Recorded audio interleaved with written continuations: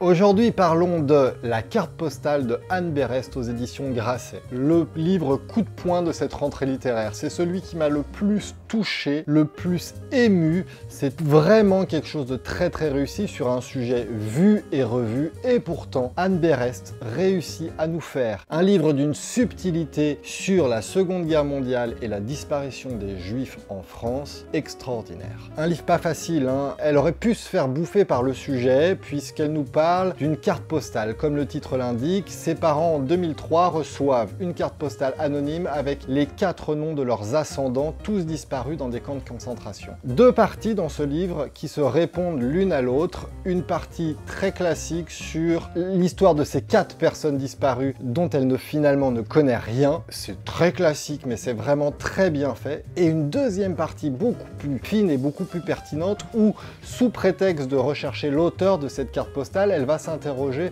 sur la question d'être juif en France au XXIe siècle. Et là, on a vraiment une des interrogations, quelques réponses sur ce sujet qui me semble actuellement d'une actualité brûlante. Un livre très juste, très bien fait, que je recommande à tous les amateurs de petites et de grandes histoires.